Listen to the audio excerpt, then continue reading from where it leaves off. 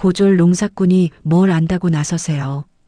동서는 반짝이는 손톱으로 커피잔을 감싼 채 저를 향해 비웃음을 흘렸습니다. 그 순간 시어머니의 손바닥이 제 뺨을 강타했어요. 어디 감히 귀한 교수님한테 흙 묻은 배추를 나르라 말하냐. 귓속이 웅하고 울렸고 한쪽 뺨이 뜨겁게 달아올랐습니다. 하지만 저는 눈물 한 방울 흘리지 않았어요. 차갑게 식은 눈으로 두 사람을 바라보다 저는 조용히 전화기를 들었습니다. 최 실장, 당장 시작하세요. 사연이 시작하기 전 좋아요와 구독을 눌러주세요. 오늘 하루 행운과 행복이 가득하도록 기원해 드릴게요. 오늘의 사연 지금 시작합니다. 제 이름은 이진아, 올해로 39이 되었습니다. 사람들은 저를 흙 만지는 농사꾼이라고 부르지만 저는 그 말이 참 좋습니다. 새벽 5시면 어김없이 눈을 뜨고 장화를 신고 밭으로 나가는 삶을 20년 가까이 이어왔습니다. 성격은 좀 우직한 편이라 한번 마음먹으면 끝까지 밀어붙이는 뚝심이 있습니다. 남들 앞에서 나서는 걸 좋아하지 않고 말보다는 행동으로 보여주는 사람이 되고 싶었습니다. 저는 늘 이렇게 생각해왔습니다. 땀은 거짓말을 하지 않는다. 땅에 씨앗을 심으면 반드시 싹이 트고 정직하게 물을 주면 반드시 열매가 맺힌다. 그 단순한 진리 하나를 붙잡고 여기까지 걸어온 사람이 바로 저입니다. 저는 시골의 작은 마을에서 태어났습니다. 아버지는 평생 논밭을 일구시다가 제가 18이 되던 해에 병으로 세상을 떠나셨습니다. 어머니 혼자 저와 어린 동생을 키우시느라 손등이 갈라질 날이 없었습니다. 대학은 꿈도 꾸지 못했습니다. 고등학교를 졸업하던 날 저는 교복을 벗고 곧장 아버지가 남기신 낡은 비닐하우스로 들어갔습니다. 어머니는 그런 저를 붙잡고 우셨습니다. 아이고, 내 새끼야. 엄마가 돈이 없고 못나서 참말로 미안하다.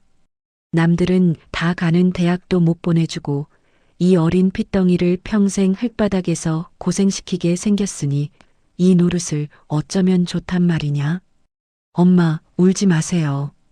제발 미안하다는 말도 하지 마시고요. 저는 우리 집 땅에서 농사 짓고 일하는 게 세상에서 제일 좋아요. 진짜예요. 저는 어머니의 거친 손을 꼭 쥐며 웃어 보였습니다.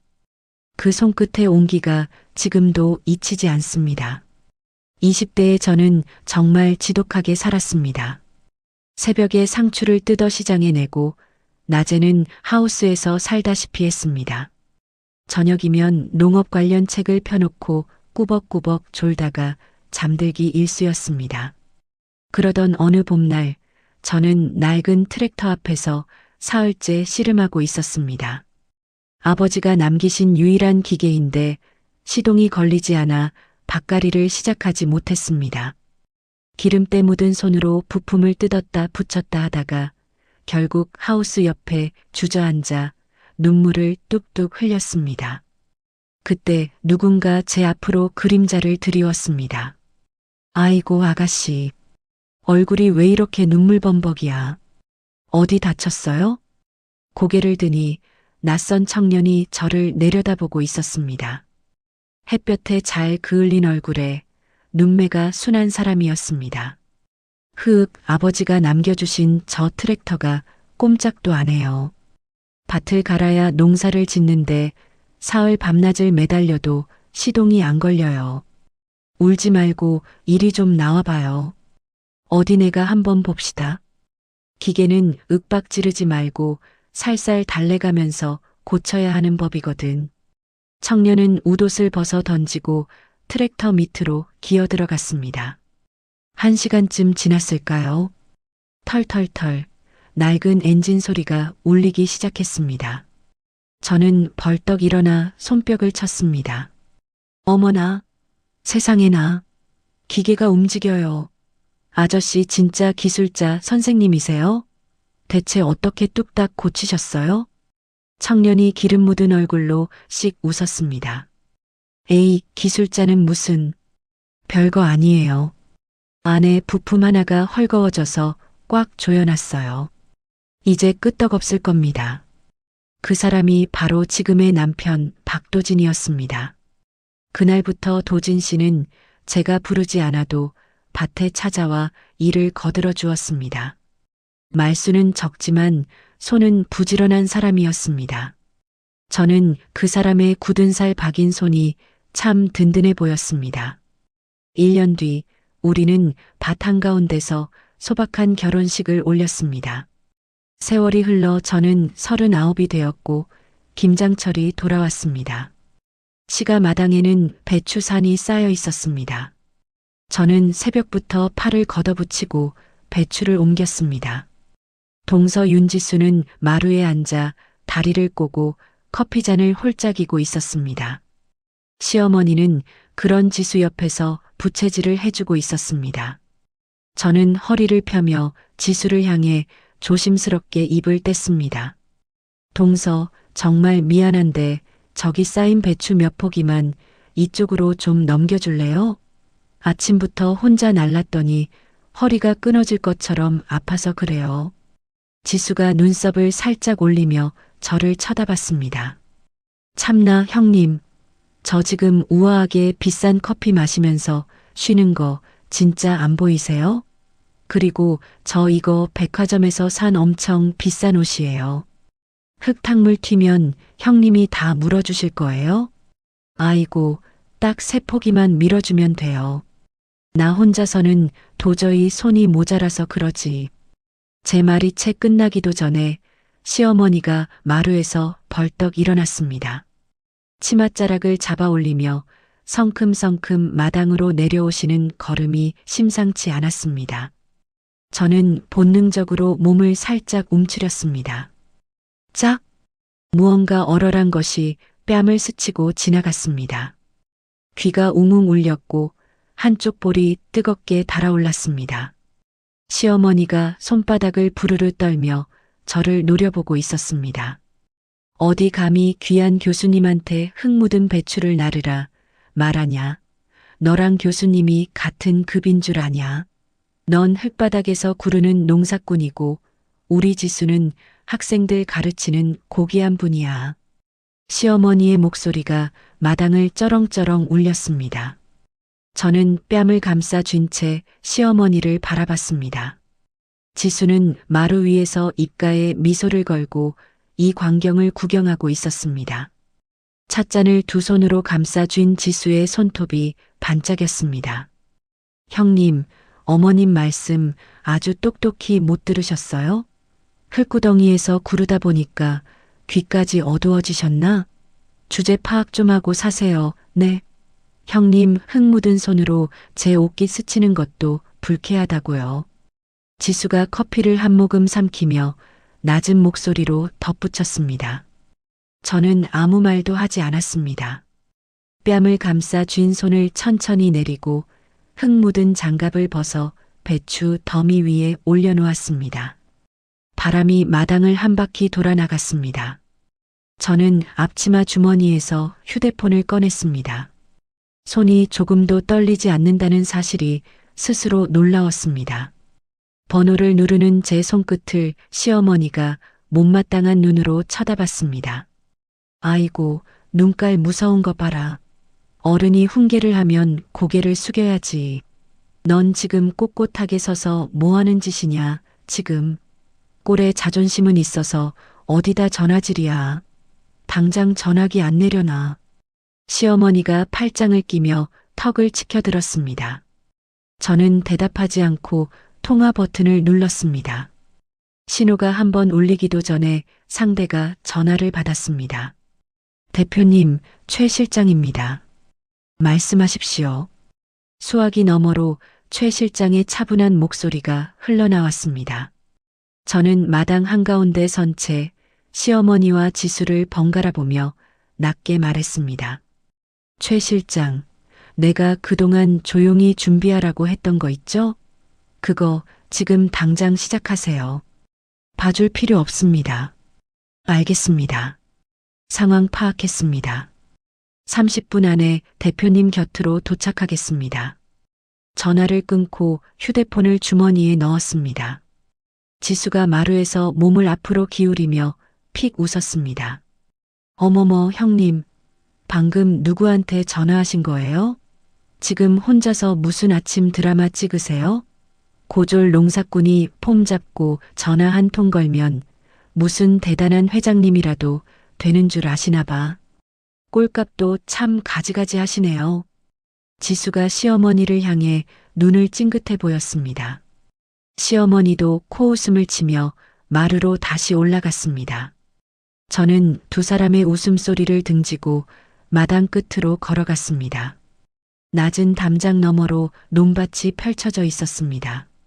저 논밭 어딘가에서 도진 씨가 지금도 트랙터를 몰고 있을 것입니다. 저는 담장에 손을 얹고 크게 숨을 들이마셨습니다.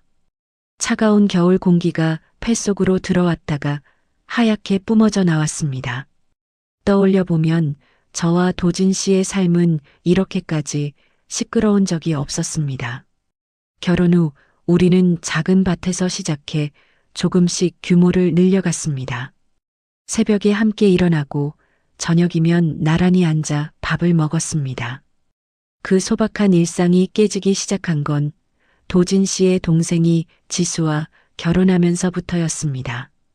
첫 상견례 자리에서 지수는 제 손을 슬쩍 보더니 악수를 피했습니다. 어머, 형님 손이 왜 이렇게 거칠고 까매요? 저는 평생 책만 보고 우아하게 머리 쓰는 일만 해서요. 하루 종일 흙바닥에서 몸 쓰시는 분들 고충은 제가 잘 몰라요. 아무튼 제 고운 손엔 닿지 않게 조심해 주세요. 지수는 그렇게 웃으며 말했고 시어머니는 옆에서 지수의 팔을 쓸어주며 흐뭇해했습니다. 그날부터 저는 시가에서 늘 주방에 있었습니다. 전을 부치고 나무를 묻히고 설거지를 하는 자리는 언제나 제 몫이었습니다. 지수는 거실에서 과일을 받아 먹으며 시어머니와 담소를 나눴습니다. 저는 그 모든 순간을 조용히 마음속에 접어두었습니다. 언제고 그 접힌 종이를 펼칠 날이 올 것이라 믿었습니다. 마당 담장에 얹었던 손을 뗐습니다. 뺨은 여전히 얼얼했지만 마음은 오히려 얼음처럼 차분해졌습니다. 저는 뒤를 돌아 마루 쪽을 바라봤습니다. 시어머니는 지수와 무언가 소곤거리며 웃고 있었습니다. 저는 배추 더미 옆으로 걸어가 벗어두었던 장갑을 다시 손에 꼈습니다. 그리고 배추 한 포기를 들어 올렸습니다. 차가운 배추 잎에서 서리 냄새가 났습니다. 그 냄새가 참 좋았습니다. 명절이 다가올 때마다 저는 한숨부터 나왔습니다. 남편 도진 씨는 그런 제 눈치를 살피며 짐 가방을 대신 들어주었습니다. 추석 아침 저는 새벽 5시부터 일어나 시가로 향할 준비를 했습니다. 직접 키운 유기농 배와 사과를 한 상자 가득 실었습니다. 그에 가장 잘 여문 열매들만 골라 담은 것이었습니다. 차 안에서 도진 씨가 조수석에 앉은 제 손을 슬쩍 잡았습니다. 진아야, 오늘도 힘들 텐데 미안하다. 괜찮아. 나 이 정도로 지치는 사람 아니야. 저는 창밖으로 지나가는 들판을 바라보며 웃어 보였습니다. 사실 마음 한구석은 이미 무거워지고 있었습니다. 시가 대문 앞에 차를 세우자 마당에서 지수의 웃음소리가 흘러나왔습니다. 저는 사과 상자를 들고 마당으로 들어섰습니다. 어머님, 이거 이번에 딴 사과예요. 당도가 아주 좋아요. 시어머니가 상자 안을 슬쩍 들여다보더니 코를 찡그렸습니다. 흙이 이렇게 묻어 있는 걸 뭘 집 안으로 들이려고 그러냐? 베란다 구석에나 갖다 놓아라. 시어머니는 손사래를 치며 저를 밀어냈습니다. 그때 지수가 자리에서 일어나며 종이 가방 하나를 꺼내 들었습니다. 어머님, 이거 제가 백화점에서 사온 영양제예요. 유럽에서 직수입한 거라 아무 데서나 못 구해요. 시어머니의 눈이 순식간에 반짝였습니다. 아이고, 우리 지수는 어쩜 이렇게 어른을 챙길 줄 아니. 바쁜 사람이 이런 것까지 신경 써주고 정말 고맙다. 시어머니는 지수의 손을 두 손으로 감싸 주었습니다. 저는 사과 상자를 든 채 그 광경을 잠시 바라보다가 조용히 베란다로 걸음을 옮겼습니다. 베란다 구석 먼지 쌓인 자리에 상자를 내려놓았습니다. 사과에서 은은한 향이 올라왔지만 시어머니는 이미 지수의 영양제 상자를 안고 있었습니다. 주방으로 들어가자 산더미 같은 그릇들이 저를 기다리고 있었습니다. 저는 앞치마를 두르고 소매를 걷어 올렸습니다. 지수는 거실 소파에 앉아 텔레비전 리모컨을 만지작거리고 있었습니다. 시어머니가 접시에 사과를 담아 지수 앞에 놓았습니다. 그 사과는 지수가 사온 백화점 사과였습니다. 동서, 과일 좀 이쪽으로 옮겨줄 수 있어요. 저는 주방에서 지수를 향해 말을 건넸습니다. 지수가 고개도 돌리지 않고 대답했습니다. 형님, 저 지금 손톱 말리는 중이에요. 이따 매니큐어 다 마르면 도와드릴게요. 시어머니가 지수 대신 대답을 이어받았습니다. 나더라, 지수는 그런 거 안 시켜도 된다. 너나 얼른 마저 해라. 손님 오시기 전에 상 다 차려놔야지. 저는 아무 말 없이 다시 도마 앞에 섰습니다. 팔을 썰던 손끝이 잠깐 멈칫했습니다. 그 순간 도진 씨가 주방으로 들어왔습니다. 진아야, 나 좀 도와줄 게 뭐 있어. 당신은 아버님이랑 이야기 나눠. 나 혼자 금방 해. 아니야, 같이 하자. 도진 씨가 소매를 걷더니 옆에서 접시를 나르기 시작했습니다. 거실에서 시어머니의 날 선 목소리가 들려왔습니다. 도진아, 남자가 주방에 왜 들어가? 어서 나와서 아버님 술이나 따라 드려라. 도진 씨가 저를 한번 쳐다봤습니다. 저는 눈짓으로 괜찮다는 신호를 보냈습니다. 식사 자리가 시작되자 지수는 물 만난 물고기가 되었습니다. 젓가락을 우아하게 놀리며 자기 대학 이야기를 늘어놓았습니다. 이번 학기에 제가 맡은 강의가 수강 신청 3분 만에 마감됐어요. 학생들이 저희 연구실 들어오려고 줄을 서요. 어머님. 시어머니는 손뼉까지 치며 웃었습니다. 아이고, 우리 지수 대단하다. 대단해. 박사님이 이 집안에 있으니 얼마나 든든한지 모르겠다. 지수가 젓가락을 내려놓으며 저를 힐끗 쳐다봤습니다. 형님은 요즘도 밭에 계세요. 네, 요즘 수확철이라 바빠요. 형님은 참 대단하세요. 저 같으면 그 흙바닥에서 하루도 못 있을 텐데. 지수가 어깨를 살짝 떨며 웃었습니다. 형님은 농사일 하시느라 이런 문화 잘 모르시죠? 요즘 미술관 전시가 얼마나 좋은데. 저는 밥을 한술 뜨며 담담하게 대꾸했습니다. 네, 저는 밭에서 배우는 게 더 좋아요. 어머, 형님답다. 지수가 입가를 손등으로 가리며 웃음을 흘렸습니다. 그 웃음이 마치 저를 향한 조롱처럼 들렸지만 저는 표정을 바꾸지 않았습니다. 그때 도진 씨가 젓가락을 탁 내려놓았습니다. 재수 씨, 말씀이 좀 지나치신 것 같은데. 아주버님, 제가 뭐려? 지수가 눈을 동그랗게 뜨며 억울한 표정을 지었습니다. 시어머니가 곧바로 도진 씨를 나무랐습니다. 도진아, 밥상머리에서 뭐 하는 짓이야? 지수가 뭐 틀린 말 했냐? 도진 씨의 얼굴이 붉게 달아올랐습니다. 저는 식탁 아래로 도진 씨의 손을 슬며시 잡았습니다. 그 손이 부들부들 떨리고 있었습니다. 도진아, 그만해. 저는 낮은 목소리로 도진 씨에게 말했습니다. 도진 씨가 저를 돌아봤습니다. 진아야, 왜 자꾸 참기만 해? 참는 게 아니야. 지금은 아닌 거야. 저는 도진 씨의 손을 꼭 쥐었다가 놓았습니다. 그 눈빛으로 도진 씨는 제 마음을 읽었습니다. 도진 씨가 다시 젓가락을 들었지만 밥은 넘기지 못했습니다.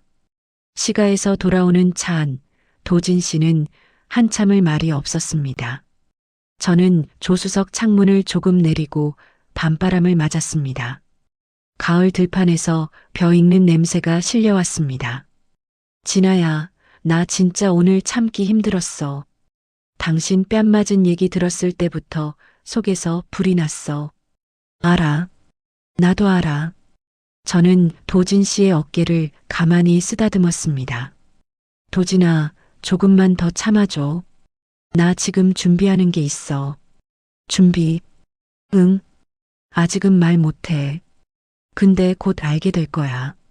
도진 씨가 운전대를 꽉 쥐었다가 힘을 풀었습니다. 진아야, 나는 당신이 뭐라든 믿어. 근데 당신이 상처받는 건 못 봐. 상처 안 받아. 나 이제 그런 사람 아니야. 저는 창밖을 바라보며 조용히 웃었습니다. 그 웃음은 결코 밝은 웃음이 아니었습니다. 집으로 돌아온 저는 곧장 서재로 들어갔습니다. 책상 서랍 깊숙한 곳에서 검은 노트 한 권을 꺼냈습니다. 그 노트에는 지난 몇 년간 시가에서 있었던 일들이 빼곡히 적혀 있었습니다. 날짜, 시간, 장소, 오간 말들까지 하나도 빠짐없이 기록해 두었습니다. 저는 오늘 있었던 일도 3페이지에 적어 내려갔습니다. 지수가 저를 향해 웃으며 던진 말들, 시어머니가 사과 상자를 밀어냈던 손짓까지, 펜을 쥔 손끝에 힘이 들어갔지만 글씨는 흐트러지지 않았습니다. 노트를 덮고 컴퓨터를 켰습니다. 화면에는 저희 회사의 매출 그래프가 떠올랐습니다. 지난 3년간 그래프는 가파른 상승 곡선을 그리고 있었습니다. 스마트팜 시설이 하나씩 늘어날 때마다 저는 밤을 새워 설계도를 들여다봤습니다. 그들이 저를 무식한 촌부라고 부를 때마다 저는 새 도면을 펼쳤습니다. 그들이 저를 주방에 몰아넣을 때마다 저는 새 계약서에 도장을 찍었습니다. 책상 위 휴대폰이 짧게 울렸습니다. 최 실장에게서 온 문자였습니다. 대표님, 이번 분기 계약건 최종 마무리되었습니다. 내일 아침 보고 드리겠습니다. 저는 답장을 보냈습니다. 수고했어요. 그리고 최 실장, 예전에 부탁했던 그 자료 조사 계속 진행해 주세요.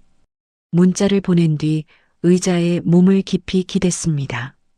창밖으로 저희 밭의 비닐하우스들이 달빛에 반짝이고 있었습니다. 저 하우스 하나하나가 제가 흘린 땀으로 세워진 것이었습니다. 그들이 그것을 모른다는 사실이 이제는 조금도 서럽지 않았습니다.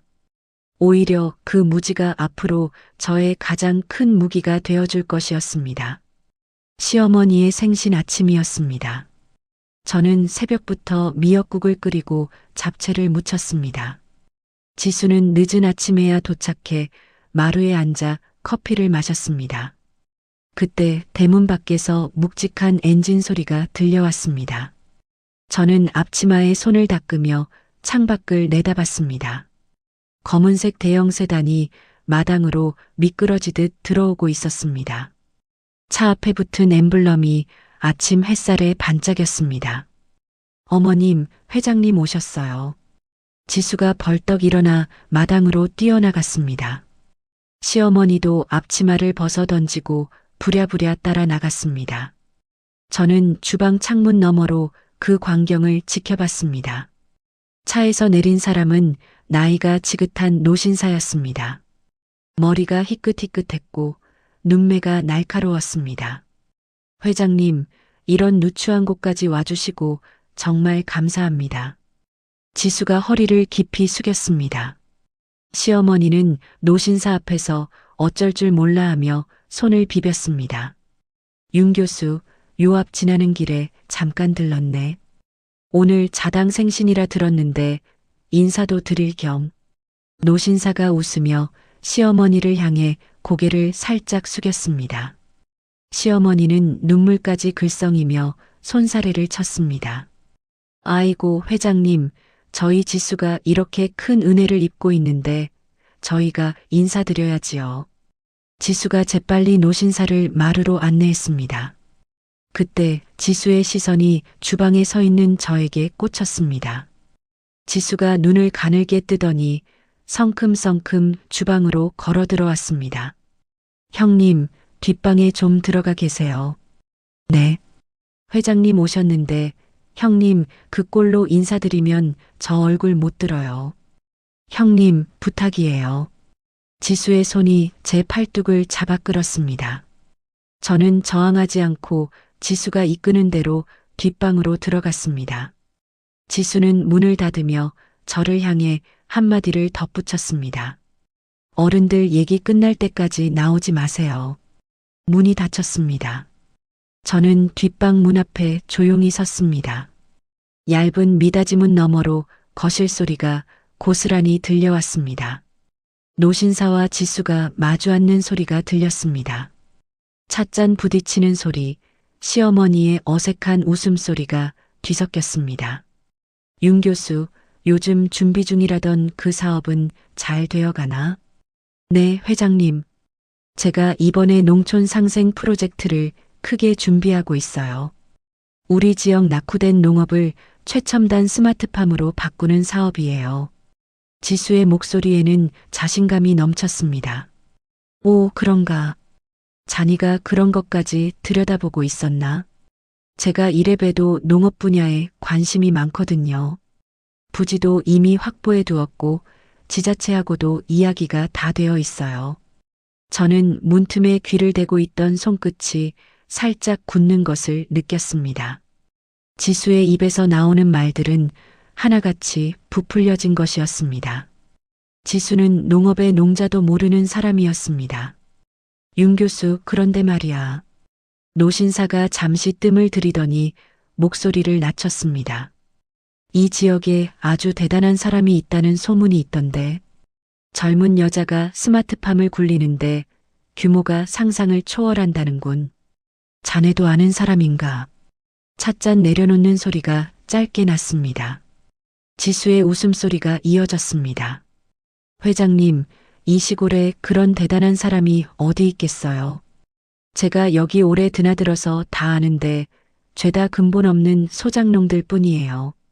그런 소문은 아마 누가 부풀린 거일 거예요. 흙 만지는 사람들이 뭘 얼마나 하겠어요, 회장님.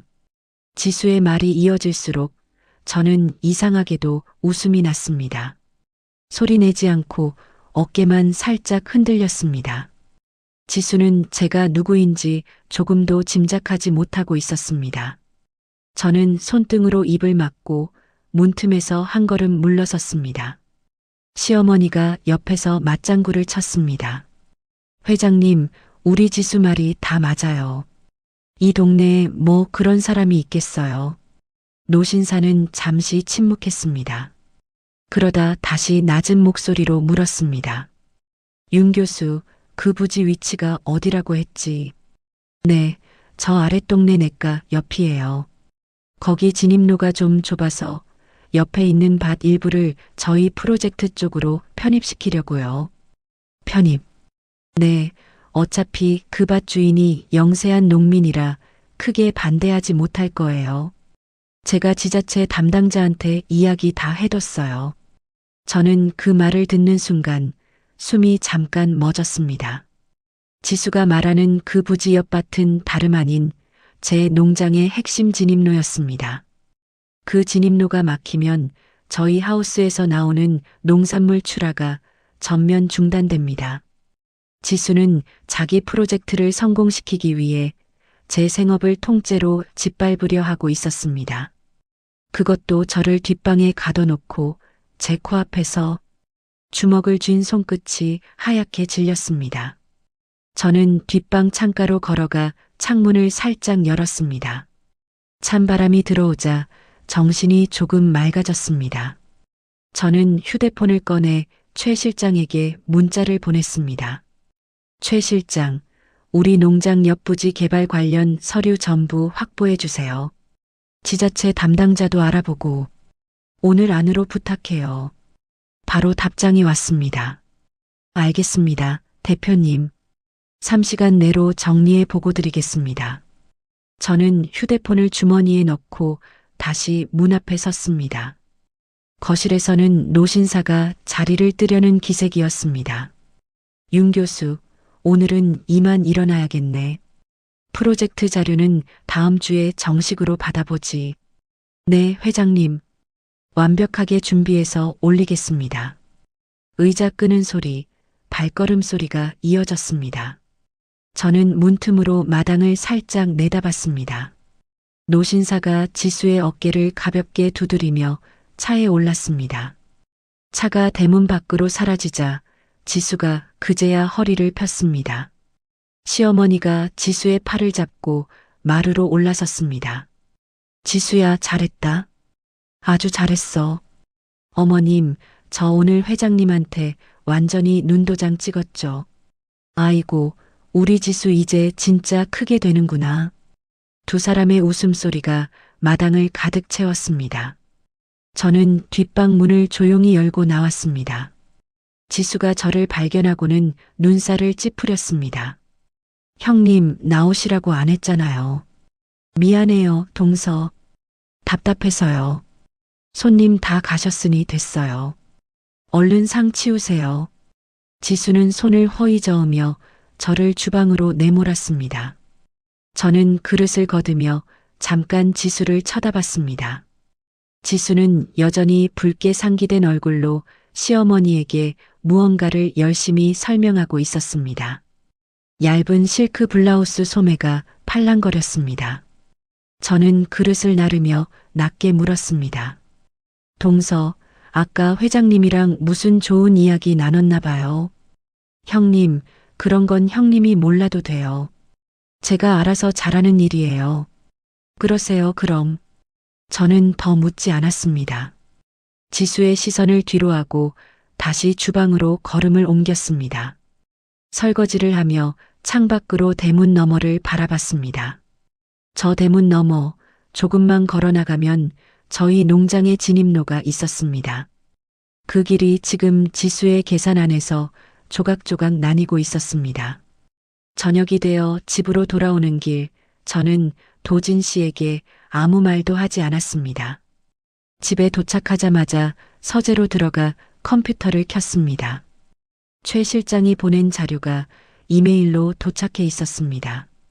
파일을 하나씩 열었습니다. 지수의 프로젝트 부지 설계도, 편입 예정 부지 지도, 그리고 지자체 담당자의 이름과 연락처까지 정리되어 있었습니다. 지도 위에서 저희 농장 진입로가 붉은 선으로 표시되어 있었습니다. 그 붉은 선을 따라 저는 손끝을 천천히 짚어 내려갔습니다. 서재 문이 조용히 열리며 도진 씨가 얼굴을 내밀었습니다. 진아야, 아직 앉아. 조금만 더 볼 게 있어. 무슨 일 있어? 별거 아니야. 걱정 마. 도진 씨가 문을 닫고 나갔습니다. 저는 다시 화면으로 시선을 돌렸습니다. 붉은 선 위에 커서를 얹은 채 저는 오래도록 자리를 뜨지 않았습니다. 며칠 뒤 새벽 저는 하우스로 향하다가 진입로 앞에서 걸음을 멈췄습니다. 길 한복판에 낯선 공사 차량 2대가 서 있었습니다. 그 옆으로 노란색 접근 금지 테이프가 둘러쳐져 있었습니다. 저는 성큼성큼 차량 앞으로 다가갔습니다. 아저씨, 여기 왜 막아놨어요? 안전모를 쓴 인부가 종이 한 장을 흔들어 보였습니다. 부인, 여기 공사 예정 구간이에요. 지자체에서 허가 나왔어요. 이 길은 저희 농장 진입로예요. 하루에 트럭이 몇 대씩 오가는 길이라고요. 우린 서류대로 하는 겁니다. 담당자한테 물어보세요. 저는 종이를 받아들고 이름을 확인했습니다. 지수가 지난번에 언급한 지자체 담당자의 이름이 적혀 있었습니다. 저는 종이를 접어 주머니에 넣고 하우스 쪽으로 걸어갔습니다. 그날부터 상황은 빠르게 무너지기 시작했습니다. 납품 트럭이 진입로를 이용하지 못하자 출하가 하루씩 밀렸습니다. 대형마트에서 계약 위반 경고가 날아왔습니다. 관련 기관에서는 갑자기 위생 점검이 나오겠다는 통보를 보내왔습니다. 지수의 손이 곳곳에 뻗쳐 있었습니다. 사흘째 되는 날 비가 억수같이 쏟아졌습니다. 저는 우산도 없이 하우스 앞에 서 있었습니다. 비닐하우스 위로 빗줄기가 후두득 떨어지는 소리가 마치 북소리처럼 들렸습니다. 장화 안까지 물이 들어와 발가락이 얼얼했습니다. 그때 등 뒤에서 도진 씨가 우산을 들고 뛰어왔습니다. 진아야, 이러다 감기 걸려. 도진아, 나 어떡하지? 진아야. 이봐, 이 하우스 이거 다 우리가 20년 걸려서 만든 건데. 제 목소리가 빗소리에 묻혔습니다. 도진 씨가 우산을 제 머리 위로 씌워주며 어깨를 감쌌습니다. 진아야, 우리 처음에 여기 씨앗 심던 날 기억나? 기억나지? 그날도 비 왔었잖아. 그때 당신이 그랬어. 씨앗은 비 맞아야 잘 큰다고. 그랬지. 도진 씨의 손이 제 등을 천천히 쓸어내렸습니다. 그 손의 온기에 저는 잠깐 눈을 감았다 떴습니다. 그날 오후 하우스 사무실에서 서류를 뒤적이고 있는데 밖에서 자동차 엔진 소리가 들렸습니다. 진흙탕을 헤치고 검은 세단 한 대가 미끄러지듯 들어왔습니다. 차 문이 열리고 낯익은 노신사가 우산을 펼치며 내렸습니다. 지수의 생신 자리에서 봤던 그 회장이었습니다. 저는 흙 묻은 작업복 차림 그대로 사무실 문 앞에 섰습니다. 회장이 저를 위아래로 훑어보더니 잠깐 멈칫했습니다. 실례합니다. 여기가 진아 농장 맞습니까? 네, 맞아요. 어떻게 오셨어요? 이 농장 대표를 좀 만나뵈러 왔습니다. 제가 대표예요. 회장의 눈이 커졌습니다. 우산을 든 손이 잠깐 멈췄다가 다시 움직였습니다. 부인이 대표시라고요. 네. 이진아라고 합니다. 저는 젖은 손을 앞치마에 닫고 회장에게 내밀었습니다. 회장은 잠시 망설이더니 제 손을 마주 잡았습니다. 회장의 손이 따뜻했습니다. 안으로 들어가시죠. 차 한 잔 드릴게요. 사무실 안으로 회장을 안내했습니다. 회장은 벽에 걸린 스마트팜 설계도를 유심히 살펴봤습니다. 저는 종이컵에 뜨거운 보리차를 따라 회장 앞에 놓았습니다. 회장님, 어떻게 저희 농장을 찾아오셨어요? 소문이 자꾸 들려서요. 이 지역에 대단한 여자 대표가 있다고. 지난번 어느 자리에서 물어봤더니 그런 사람 없다고 하더군요. 그래도 궁금해서 직접 발로 뛰어봤습니다. 회장이 보리차를 한 모금 마시며 말했습니다. 저는 조용히 웃었습니다. 회장님, 잠깐 저희 하우스 안을 보시겠어요? 보여주십시오. 저는 회장을 데리고 하우스 뒤편으로 걸음을 옮겼습니다. 비닐하우스 문을 열자 안에서 서늘한 공기가 흘러나왔습니다. 회장의 눈이 순간적으로 크게 벌어졌습니다. 하우스 내부는 겉모습과 완전히 달랐습니다. 자동 온습도 조절 시스템, 로봇팔이 움직이는 수확 라인, 층층이 쌓인 재배 선반이 끝없이 이어져 있었습니다. 천장의 조명이 각 구획마다 다른 빛깔로 빛나고 있었습니다. 이게 다 이 하우스 안에. 네. 총 12동 규모예요. 아시아에서 손꼽히는 시설이라고 자부해요. 납품처는 어디입니까? 국내 대형마트 3곳, 해외 수출은 5개 국가로 나가고 있어요. 회장이 한동안 말을 잃었습니다. 저는 태블릿을 꺼내 매출 자료를 화면에 띄웠습니다. 지난 3년간의 매출 그래프가 가파르게 솟아 있었습니다. 회장이 그 화면을 보며 헛기침을 했습니다. 부인, 아니 이 대표님, 진아라고 부르셔도 돼요. 이 대표님, 솔직히 제가 오늘 눈을 의심하고 있습니다. 제가 오늘 이런 옷차림으로 보여드려서 놀라셨겠어요. 아닙니다. 오히려 더 대단해 보입니다. 회장이 저를 정면으로 바라봤습니다. 그 눈빛에는 아까와는 전혀 다른 무게가 실려 있었습니다. 사무실로 다시 돌아와 저는 서류철 하나를 회장 앞에 내려놓았습니다. 지수가 준비하고 있다는 그 프로젝트의 자료였습니다. 최 실장이 며칠 밤을 새워 확보한 것이었습니다. 회장님, 이거 한번 보시겠어요? 회장이 서류를 한 장씩 넘겼습니다. 넘길수록 회장의 미간이 좁아졌습니다. 이건 윤 교수가 저한테 보고한 그 프로젝트인데 부지 설계도가 다 저희 농장 땅을 침범하고 있어요. 지자체 담당자하고도 이면 합의가 되어 있고요. 회장이 서류를 탁 내려놓으며 한숨을 쉬었습니다. 이 대표님 죄송합니다. 제가 사람을 잘못 봤습니다. 회장님이 사과하실 일은 아니에요. 윤 교수가 이 정도로 뻔뻔한 사람인 줄은 몰랐습니다. 이 프로젝트 저희 재단에서 지원 안 합니다.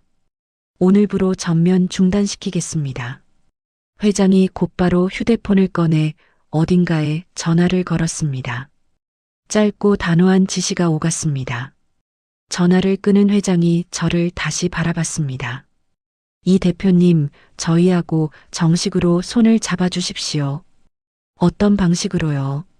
저희 유통망 전체를 이 대표님 농산물로 채우고 싶습니다. 독점 납품 계약, 그리고 향후 5년간 대규모 투자. 조건은 이 대표님이 원하는 대로 맞추겠습니다. 저는 잠시 회장을 바라봤습니다. 사흘 전 하우스 앞에서 비를 맞으며 흘렸던 눈물이 아직 마르지 않은 것 같았습니다. 그 눈물이 지금 이 순간을 위해 흘려진 것이었다는 사실을 저는 알아차렸습니다. 회장님, 저는 조건 하나만 걸겠어요. 말씀하십시오. 저희 농산물의 가격 결정권은 제가 갖습니다. 농민들 몫을 제대로 챙겨줄 수 있는 구조로 갈 거예요. 그렇게 하시죠. 그게 진짜 상생이니까요. 회장이 손을 내밀었습니다. 저는 흙 묻은 손을 그 손에 마주 얹었습니다. 두 손이 맞잡히자 사무실 창문 밖에서 빗줄기가 조금씩 잦아들고 있었습니다.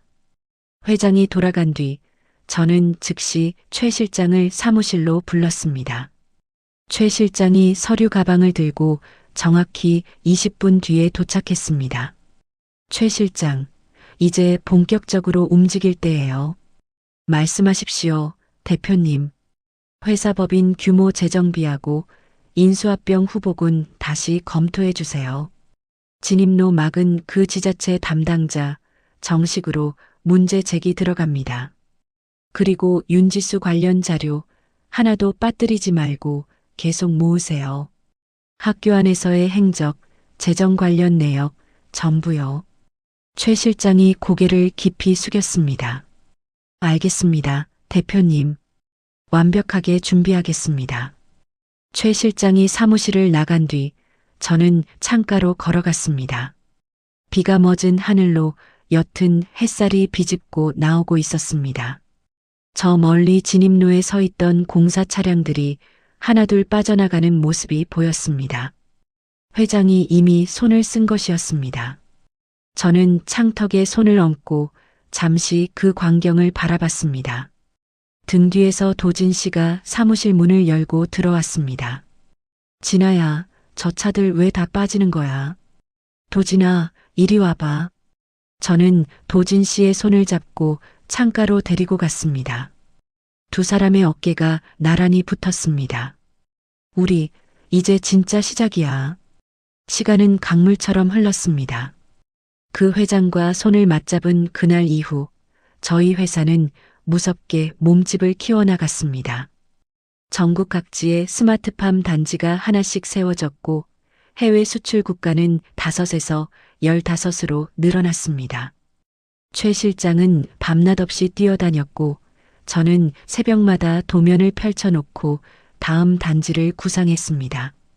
그렇게 3년이 흘렀습니다. 가을 아침 저는 거울 앞에 서서 낯선 제 모습을 마주하고 있었습니다. 짙은 감색 정장에 진주 귀걸이, 단정하게 올린 머리, 평생 작업복만 걸치던 어깨가 오늘따라 유난히 반듯해 보였습니다. 도진 씨가 넥타이를 매만지며 제 뒤에 다가왔습니다. 진아야, 오늘 진짜 예쁘다. 그런 소리 처음 듣네. 내가 매일 하는데 당신이 안 듣는 거지. 도진 씨가 웃으며 제 어깨에 손을 얹었습니다. 떨려.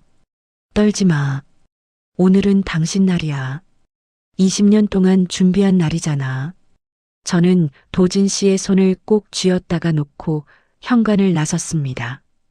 행사장에 도착하자 카메라 플래시가 한꺼번에 터졌습니다. 붉은 카펫이 정문에서부터 단상까지 길게 깔려 있었습니다. 그 위로 저는 천천히 걸음을 옮겼습니다. 정문 안쪽에는 진압함 전국 스마트팜 복합단지 완공식이라는 커다란 현수막이 걸려 있었습니다. 행사장 좌우로 관계자들이 늘어서 저에게 허리를 굽혀 인사했습니다. 이 대표님, 오늘 정말 축하드립니다. 이 자리를 얼마나 기다렸는지 몰라요.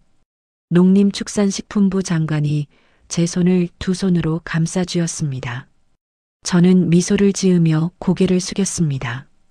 장관님, 이렇게 자리해 주셔서 감사합니다. 제가 감사드려야죠. 우리나라 농업의 미래를 열어주신 분인데. 옆에서 도지사가 다가와 명함을 건넸습니다. 이 대표님, 저희 도에서도 추가 단지를 유치하고 싶습니다. 천천히 이야기 나눠요, 도지사님. 저는 사람들 사이를 지나며 하나하나 눈을 맞췄습니다. 저 뒤편에서 도진 씨가 자랑스러운 얼굴로 저를 바라보고 있었습니다. 단상에 오르기 직전 저는 잠깐 뒤를 돌아 도진 씨를 찾았습니다. 도진 씨가 엄지를 치켜 세우며 눈을 찡긋했습니다. 단상에 오르자 카메라가 다시 일제히 터졌습니다. 저는 마이크 앞에 서서 잠시 숨을 골랐습니다. 여러분, 안녕하세요. 이진아입니다. 저는 18살에 아버지가 남기신 낡은 비닐하우스에서 농사를 시작했습니다. 그때는 아무도 몰랐어요. 저 자신도 몰랐고요. 그저 흙이 좋았고 씨앗이 싹을 틔우는 순간이 좋았습니다. 객석에서 짧은 웃음이 흘러나왔습니다. 오늘 이 자리는 저 혼자 만든 자리가 아닙니다. 저와 함께 밤을 새운 직원들, 저를 믿고 손을 잡아주신 파트너들, 그리고 무엇보다 저는 잠시 말을 멈추고 객석 첫 줄을 바라봤습니다. 도진 씨가 그 자리에 앉아 저를 올려다보고 있었습니다. 매일 새벽에 저와 함께 트랙터를 몰아준 제 남편 박도진 씨 덕분입니다. 객석에서 박수가 터져 나왔습니다. 도진 씨의 눈가가 붉어졌습니다. 저는 마이크를 꽉 쥐고 다시 말을 이었습니다. 저는 앞으로도 흙을 놓지 않을 겁니다. 어떤 자리에 있든 어떤 옷을 입든 제 뿌리는 저 밭에 있습니다. 감사합니다. 박수 소리가 행사장 전체를 뒤흔들었습니다. 저는 단상에서 내려와 도진 씨에게 걸어갔습니다. 도진 씨가 저를 꼭 안았습니다. 진아야, 진짜 자랑스럽다. 당신 덕분이야. 아니야. 다 당신이 한 거야. 내가 옆에 있었을 뿐이지. 저는 도진 씨의 등에 얼굴을 살짝 묻었다가 떼었습니다. 그날 저녁 뉴스에는 제 얼굴이 대문짝만하게 나왔습니다. 고졸 농사꾼의 기적, 진압함 이진아 대표, 농업계의 새로운 신화를 쓰다. 신문마다 비슷한 제목이 이어졌습니다. 며칠 뒤 어머니에게서 전화가 걸려왔습니다. 시어머니 말고 저를 낳아주신 친정어머니였습니다.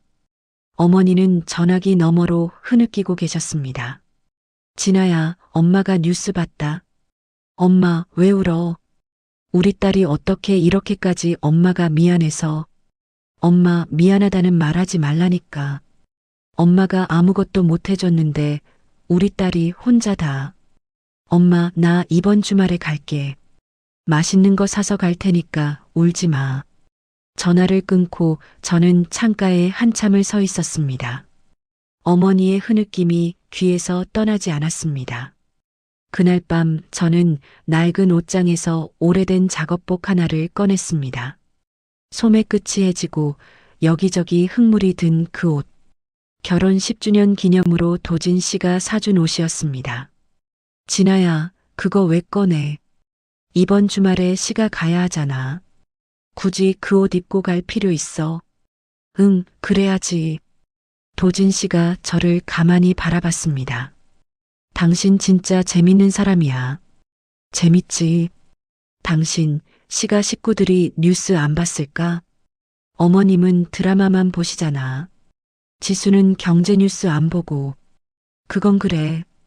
도진 씨가 픽 웃으며 고개를 저었습니다. 토요일 아침, 저는 그 낡은 작업복 차림으로 시가에 도착했습니다.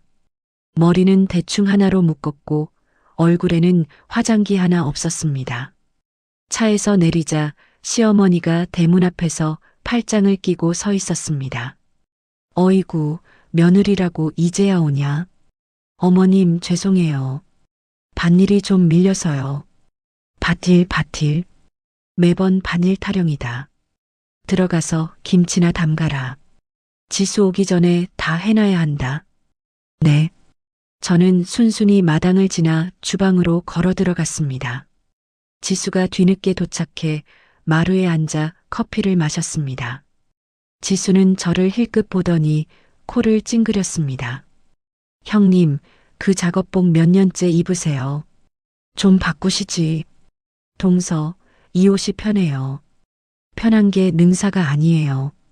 나이가 있는데 좀 챙겨 입으셔야죠. 네, 참고할게요. 저는 웃으며 배추를 씻었습니다. 지수는 휴대폰을 만지작거리며 무언가를 검색하다가 화면을 획 넘겼습니다. 그 화면에 잠깐 제 사진이 스쳐 지나갔지만 지수는 알아보지 못했습니다. 저는 흐르는 물소리 사이로 조용히 웃었습니다. 저녁 무렵 집으로 돌아오는 차 안에서 도진 씨가 웃음을 참지 못했습니다. 진아야, 당신 진짜 배우해도 되겠다. 그렇지. 어머님이 김치 다 끝났냐고 물었을 때 당신 표정 진짜 걸작이었어. 내가 뭐 어쨌는데. 그 순진한 얼굴로 네, 어머님 하는데 나 진짜 참느라 죽는 줄 알았어. 저는 창밖으로 흘러가는 들판을 바라봤습니다. 황금빛으로 물든 논이 끝없이 이어졌습니다. 그 논 어딘가에 저희 회사의 이름이 새겨진 표지판이 서 있을 것이었습니다. 집에 도착하자마자 저는 텃밭으로 향했습니다. 도진 씨가 바구니를 들고 뒤따라왔습니다. 방울토마토가 붉게 익어가지마다 매달려 있었습니다. 저는 하나를 따서 도진 씨 입에 넣어 주었습니다. 어때? 달다.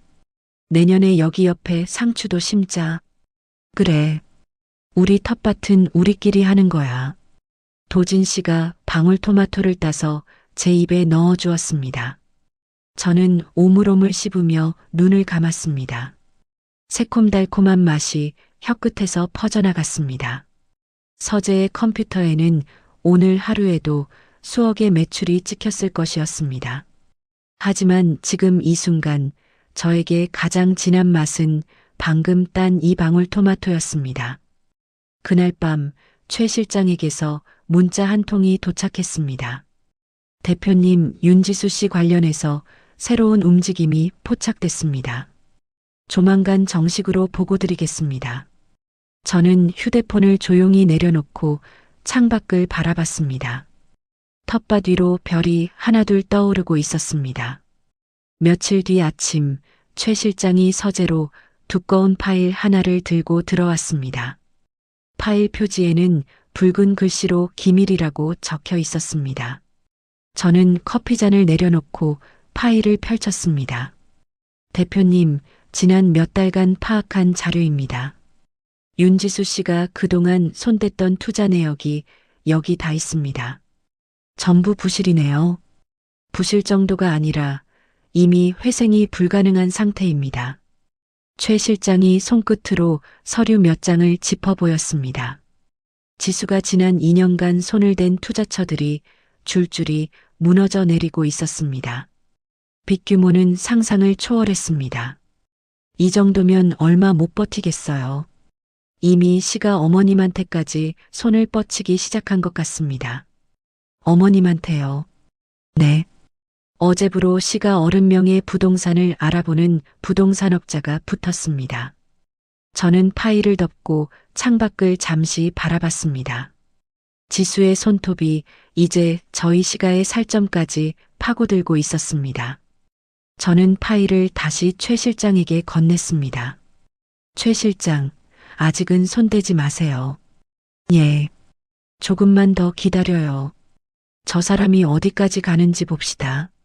최 실장이 고개를 숙이고 서재를 나갔습니다. 그날 저녁 도진 씨가 얼굴이 벌겋게 상기된 채 집으로 들어왔습니다. 현관에서 신발을 벗어 던지듯 벗는 소리가 났습니다. 도진아, 왜 그래? 진아야, 오늘 지수가 나 사무실로 찾아왔어. 뭐라고? 진아야, 나 지금 진짜 화나서 어떻게 해야 될지 모르겠어. 저는 도진 씨를 소파에 앉히고 물 한 잔을 건넸습니다. 도진 씨가 물잔을 들었다가 그대로 탁자에 내려놓았습니다. 지수가 뭐래? 보증? 나한테 보증 서달래. 보증? 오빠 형님이 촌에서 농사나 짓고 있으니까 오빠가 이 정도는 도와야 되지 않겠냐고. 돈 3억 사인만 하면 된다고. 저는 도진 씨의 손등에 손을 얹었습니다. 도진 씨의 손등이 뜨거웠습니다. 당신 뭐라고 했어? 뭐라고 하긴. 안 된다고 했지. 내 아내 무시하는 사람 부탁 못 들어준다고 딱 잘라 말했어. 그랬더니 지수가 뭐래. 눈을 번뜩이더니 그러더라. 오빠 후회하지 마세요. 그러고는 문 쾅 닫고 나갔어. 도진 씨의 어깨가 부르르 떨렸습니다. 저는 도진 씨의 등을 천천히 쓸어주었습니다. 도진아, 잘했어. 잘한 거 맞아. 진아야, 지수가 그냥 있을 것 같지 않아. 뭔가 저지를 것 같은데. 괜찮아. 나한테 다 계획 있어. 당신은 알아. 나는 안 알아도 되는 거야. 도진 씨가 저를 물끄러미 바라봤습니다.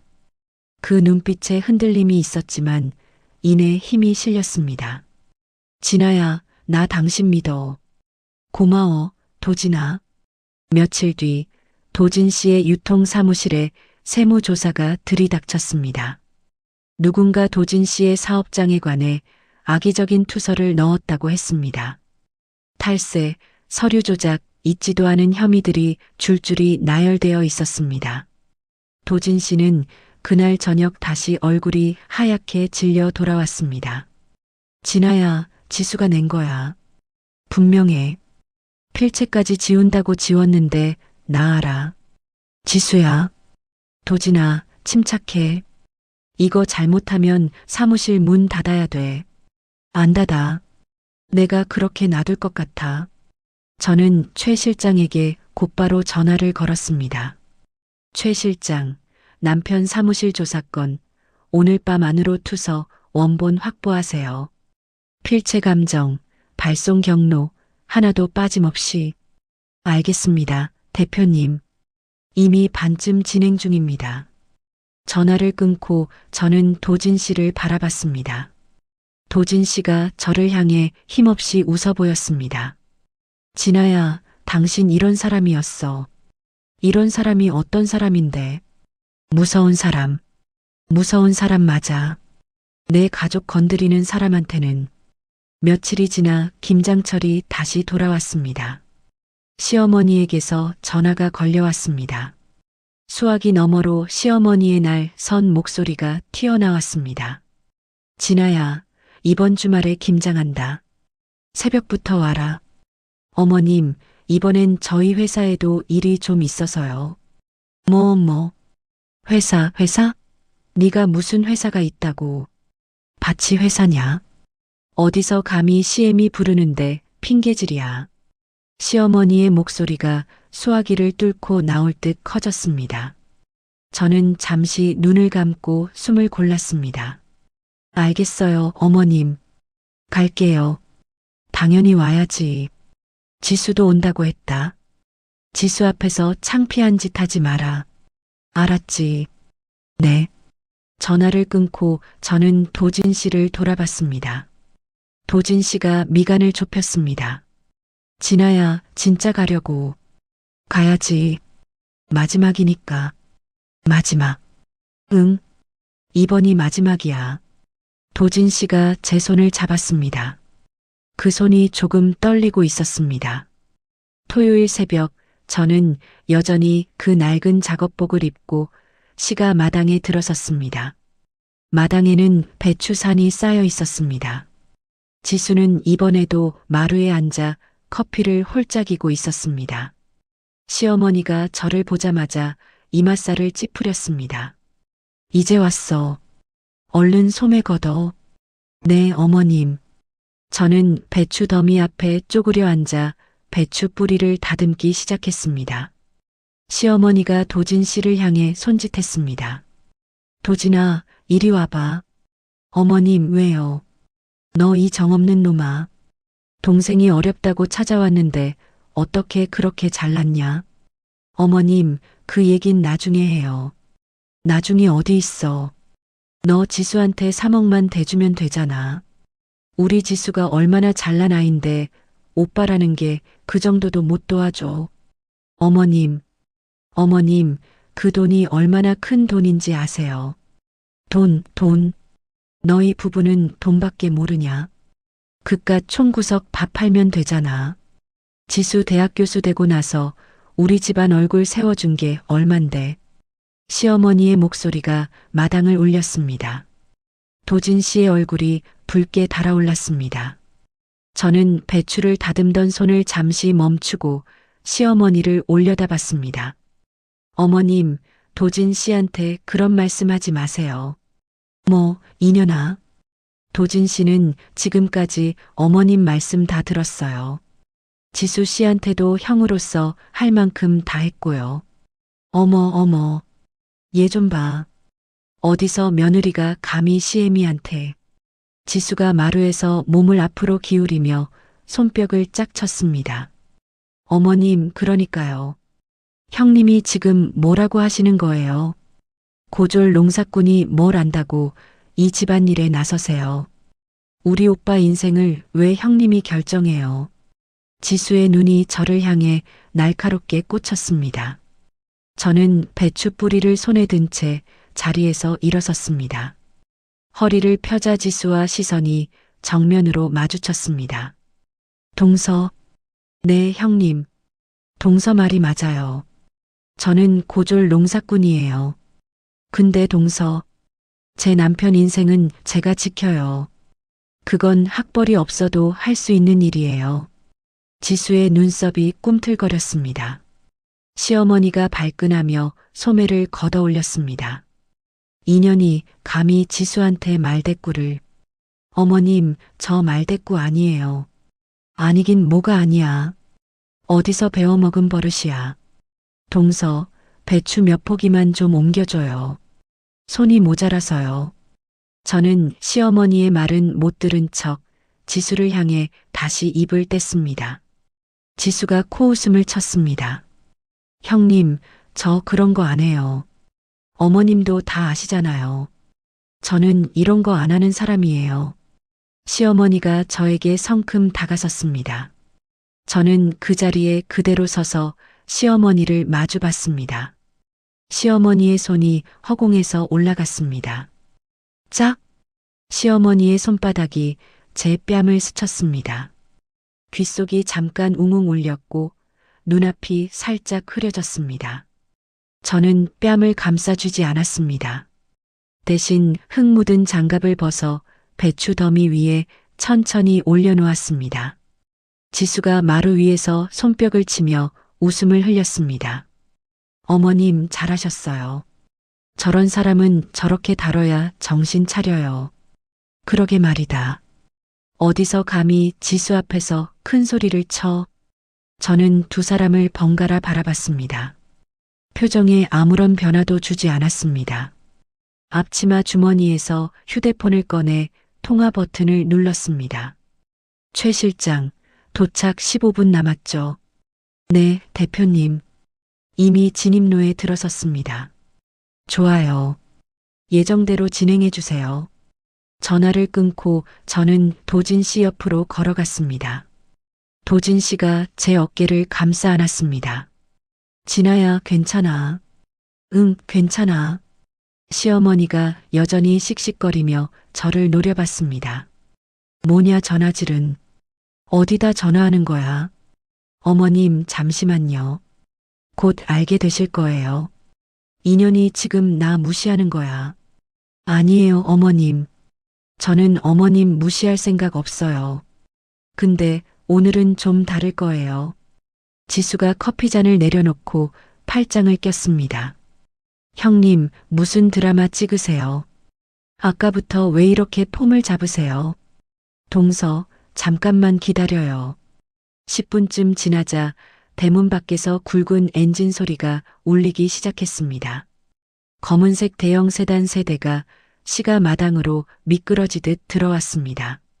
차창에 붙은 금색 로고가 아침 햇살에 번쩍였습니다. 시어머니가 눈을 껌뻑거리며 마당을 바라봤습니다. 지수가 커피잔을 든 채로 자리에서 벌떡 일어났습니다. 이게 뭐예요? 첫 번째 차에서 최 실장이 내렸습니다. 검은 정장에 은퇴 안경을 쓴 최 실장이 저를 향해 허리를 깊이 숙였습니다. 대표님, 늦어서 죄송합니다. 괜찮아요, 최 실장.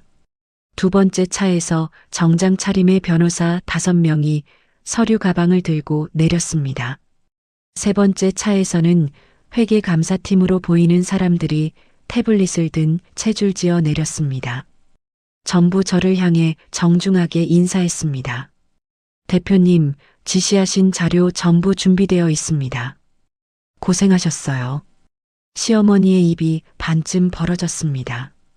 지수의 얼굴에서 핏기가 서서히 빠지기 시작했습니다. 형님, 저 사람들이 왜 형님한테... 동서, 인사가 늦었네요. 저 진아팜 대표 이진아라고 해요. 진아팜? 네. 아시잖아요. 요즘 뉴스에도 자주 나오는. 지수의 손끝에서 커피잔이 스르르 미끄러졌습니다. 잔이 마룻바닥에 떨어지며 갈색 액체가 사방으로 튀었습니다. 시어머니가 입을 벌린 채 저와 최 실장을 번갈아 봤습니다. 진아팜, 그 유통업계 뒤흔든다는. 네, 어머님. 그 진아팜이에요.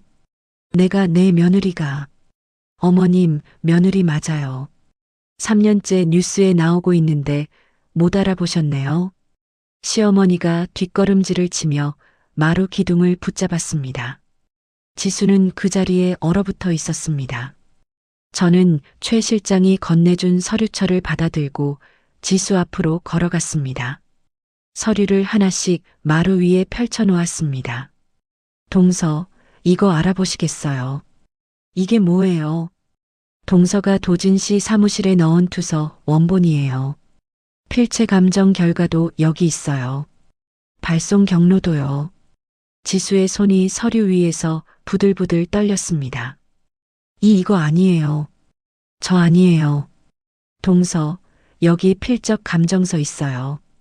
국립과학수사연구원 감정 결과예요. 동서 필체 100% 일치한다고 나왔어요. 지수가 마루에 무너지듯 주저앉았습니다. 저는 다음 서류를 펼쳤습니다. 이건 동서가 지난 2년간 손댔던 투자 내역이에요. 부실 투자의 손실 규모, 그리고 대학 재단 자금 유용 정황까지 다 있어요. 유용? 네. 동서가 자기 개인 채무 메꾼다고 학교 연구비 몇 억 손댔죠. 저 다 알고 있어요. 지수의 눈이 흔들렸습니다. 얼굴색이 백지장처럼 하얘졌습니다. 형님, 잠깐만요. 동서, 하나 더 알려드릴게요. 저는 휴대폰을 꺼내 어딘가에 전화를 걸었습니다. 신호가 2번 울리자 상대가 전화를 받았습니다. 이 대표님, 오래간만입니다. 회장님, 안녕하세요. 지수가 그 이름을 알아듣고 눈이 커졌습니다. 저는 지수를 정면으로 바라보며 통화를 이어갔습니다. 회장님, 지난번에 말씀드린 그 자료 오늘 정식으로 전달드리려고요. 윤지수 교수 관련 자료요.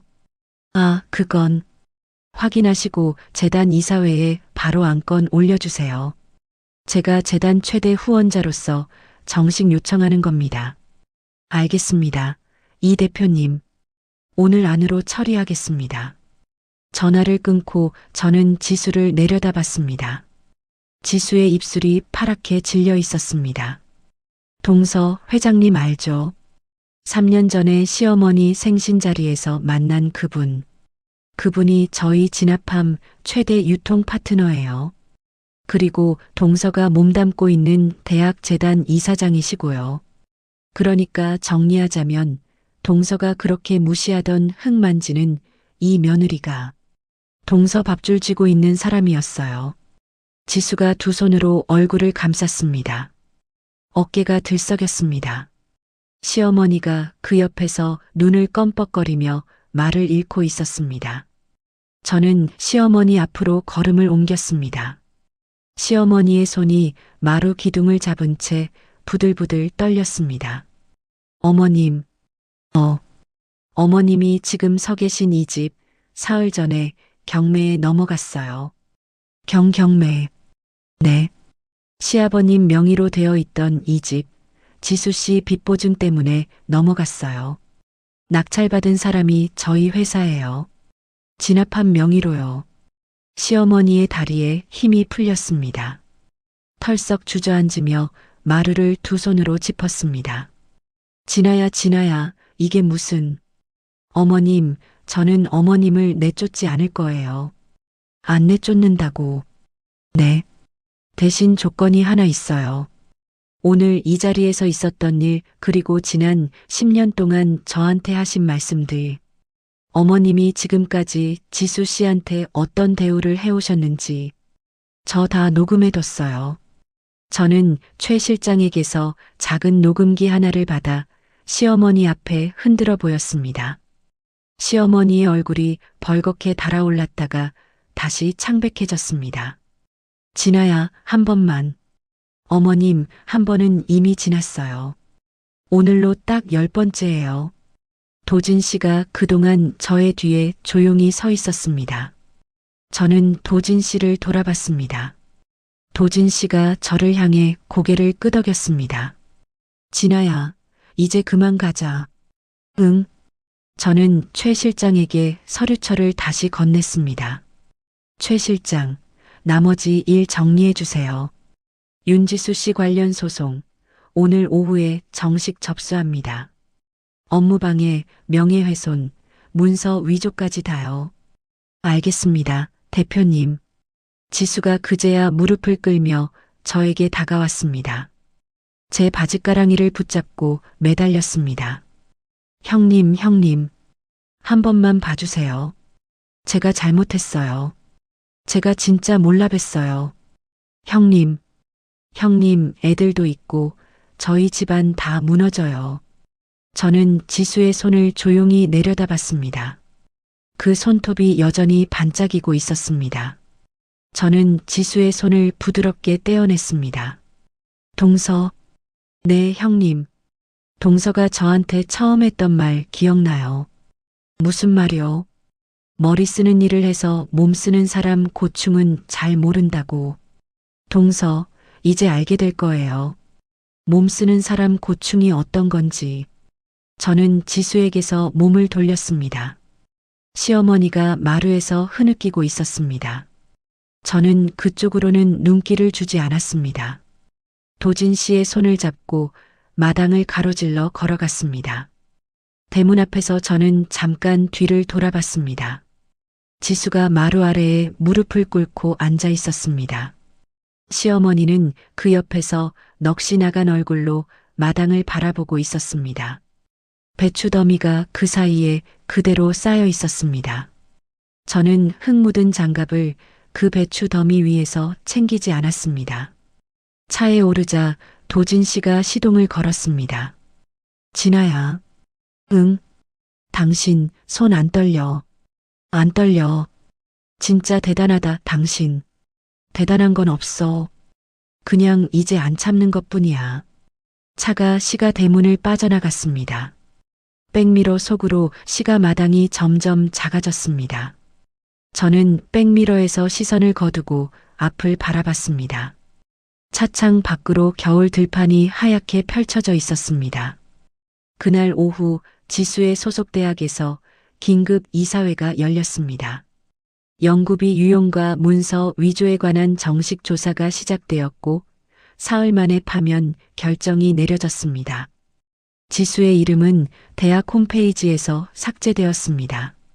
같은 주 도진 씨 사무실에 걸려있던 세무조사도 완전히 종결되었습니다. 투서가 조작된 것으로 밝혀지자 오히려 지수에게 무고와 업무방해 혐의가 얹혔습니다. 저희 회사 법무팀이 곧바로 손해배상 청구를 접수했습니다. 청구 금액은 지수가 평생 갚아도 갚기 힘든 액수였습니다. 지수는 그 뒤로 몇 번이나 저희 회사 앞을 서성였다고 최 실장이 보고했습니다. 대표님, 오늘도 정문 앞에 오셨습니다. 그냥 두세요. 만나보지 않으셔도 되겠습니까? 만날 이유가 없어요, 최 실장. 알겠습니다. 최 실장이 조용히 물러났습니다. 저는 창가로 걸어가 아래를 내려다봤습니다. 회사 정문 앞에서 지수가 팔짱을 낀 채 서 있는 모습이 보였습니다. 얼마 지나지 않아 지수는 어깨를 축 늘어뜨리고 발걸음을 돌렸습니다. 그 모습을 저는 끝까지 지켜봤습니다. 연민은 조금도 올라오지 않았습니다.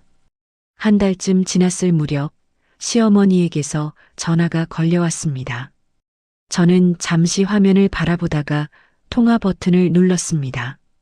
수화기 너머에서 시어머니의 목소리가 흐느낌에 섞여 나왔습니다. 진아야, 진아야. 말씀하세요, 어머님. 엄마가 잘못했다. 엄마가 다 잘못했어. 한 번만, 딱 한 번만 만나주라. 어머님, 저는 지금 회의 중이에요. 진아야, 엄마 지금 갈 데가 없다. 도진이한테 말 좀 해주라. 어머님. 저는 창밖을 잠깐 바라보다가 다시 말을 이었습니다. 제가 어머님을 길거리로 내몰지는 않을 거예요. 그럼 진아야. 그 대신 저는 어머님을 다시 만나지 않을 거예요. 진아야. 어머님, 그 집에서 얼마든지 사세요. 관리비는 회사에서 내드릴게요. 근데 저는 그 집에 안 갈 거예요. 도진 씨도 안 갈 거고요. 진아야, 그건 너무하잖니. 어머님이 저한테 하셨던 일들을 생각해 보세요. 지금 하시는 말씀이 너무한 건지요. 수화기 너머로 시어머니의 흐느낌이 길게 이어졌습니다. 저는 조용히 전화를 끊었습니다. 휴대폰을 책상에 내려놓자 도진 씨가 사무실 문을 열고 들어왔습니다. 어머님이야. 응, 괜찮아. 괜찮아. 근데 도진아, 너 괜찮아. 당신이 결정한 대로 갈래. 나는 당신 편이니까. 도진 씨가 제 어깨를 감쌌습니다. 저는 도진 씨의 가슴에 잠깐 이마를 기댔습니다. 시간은 다시 강물처럼 흘렀습니다. 저희 회사는 아시아 시장을 넘어 유럽까지 진출했습니다. 미국에서 대형 유통업체와 계약이 성사되었고 뉴욕 지사가 문을 열었습니다. 저는 한 해에도 여러 번 해외 출장을 다녔지만 국내에 있을 때는 늘 새벽마다 밭으로 향했습니다. 장화를 신고 흙을 밟는 그 순간이 저에게는 여전히 가장 편안한 시간이었습니다. 어느 봄날 대학교 강당에서 강연 요청이 들어왔습니다. 농업을 전공하는 학생들 앞에서 이야기를 해달라는 부탁이었습니다. 저는 흔쾌히 수락했습니다. 강연 당일 저는 정장이 아닌 깨끗한 작업복 차림으로 단상에 올랐습니다. 학생들이 잠깐 술렁였습니다. 안녕하세요, 이진아입니다. 오늘은 여러분한테 제 이야기 하나 들려드리려고 왔어요. 저는 마이크를 잡고 잠시 학생들을 둘러봤습니다. 젊은 얼굴들이 저를 올려다보고 있었습니다. 저는 21살에 트랙터 앞에서 사흘을 울었어요. 기계가 고장났는데 고칠 줄을 몰라서요. 그때 어떤 사람이 지나가다가 저를 도와줬어요. 그 사람이 지금 제 남편이에요. 학생들 사이에서 짧은 웃음이 흘러나왔습니다. 저는 여러분한테 성공한 사람 이야기 하려고 온 게 아니에요. 그냥 흙을 붙잡고 20년을 버틴 사람 이야기예요. 학벌이 없어서 무시당한 적도 많고요. 여자라서 우습게 본 사람도 많았어요. 근데 그런 시선들이 저를 무너뜨리지 못했어요. 왜냐하면 저한테는 매일 새벽에 저를 기다리는 밭이 있었거든요. 밭은 저를 무시한 적이 없어요. 제가 물을 준 만큼 정확히 열매를 돌려줬어요. 강당 안이 조용해졌습니다. 여러분, 남들이 뭐라고 하든 자기 밭을 놓지 마세요. 그 밭이 여러분의 학벌이 되고 이름이 되고 무기가 될 거예요. 저는 그걸 증명하는 사람이에요. 박수 소리가 강당을 가득 채웠습니다. 저는 단상에서 내려와 학생들 한 명 한 명과 손을 잡았습니다. 어떤 학생은 눈시울을 붉히기도 했습니다. 그 손들 하나하나가 제가 처음 밭에 씨앗을 심던 그 손처럼 느껴졌습니다. 그날 저녁 저는 도진 씨와 함께 텃밭에 나왔습니다. 봄볕이 아직 미지근하게 남아 있었습니다. 상추가 파릇하게 올라와 있었고 방울토마토 모종이 새로 심겨 있었습니다. 저는 쪼그려 앉아 상추를 하나씩 따기 시작했습니다. 도진 씨도 옆에 앉아 흙을 다독였습니다. 진아야. 응. 오늘 강연 어땠어? 좋았어. 학생들 눈이 반짝반짝하더라. 당신 그 학생들 볼 때 표정. 나 처음 봤어. 어떤 표정인데? 엄마 같은 표정? 저는 잠깐 손을 멈추고 도진 씨를 돌아봤습니다. 도진 씨가 흙 묻은 손으로 제 뺨을 살짝 쓸었습니다. 뺨에 흙이 살짝 묻었습니다. 도진아, 흙 묻었잖아. 이 흙이 우리 재산이야. 맞다. 우리는 서로를 바라보며 웃었습니다. 바구니에 상추가 소복이 쌓였습니다. 저는 상추 한 잎을 뜯어 도진 씨 입에 넣어 주었습니다. 도진 씨가 오물오물 씹으며 눈을 감았습니다. 어때? 당신 손맛이야. 내가 뭐 한 게 있다고. 물 준 게 당신이잖아. 집으로 돌아오는 길, 저는 저 멀리 지평선을 바라봤습니다. 저희 회사의 스마트팜 단지가 그 지평선을 따라 길게 이어져 있었습니다. 저녁 햇살이 유리 온실 위로 부드럽게 내려앉고 있었습니다. 그 빛 아래에서 저는 문득 오래전 아버지의 낡은 비닐하우스를 떠올렸습니다. 그 하우스가 그때는 저의 세계 전부였습니다. 지금 저의 세계는 그때보다 수백 배 넓어졌지만 저의 마음은 그 낡은 하우스에서 한 발짝도 벗어나지 않았습니다. 밤이 되자 저는 서재 책상 앞에 앉았습니다. 서랍을 열어 오래된 검은 노트를 꺼냈습니다. 지난 10년간 시가에서 있었던 일들을 빼곡히 적어둔 그 노트였습니다. 저는 노트를 손끝으로 한번 쓸어보고 마지막 페이지에 짧은 문장 하나를 적었습니다. 이 노트는 여기서 덮는다. 나의 이야기는 이제 새 페이지에서 시작된다. 펜을 내려놓고 노트를 서랍 깊숙이 다시 넣었습니다. 창밖에서 도진 씨가 저를 부르는 목소리가 들려왔습니다. 진아야, 뭐해? 얼른 나와. 별 잘 보인다. 나가. 저는 서재 불을 끄고 마당으로 걸어 나갔습니다. 도진 씨가 마당 한가운데 서서 하늘을 올려다보고 있었습니다. 저도 그 옆에 나란히 섰습니다. 별들이 밭 위로 소리 없이 반짝이고 있었습니다. 저는 도진 씨의 손을 잡고 눈을 감았습니다.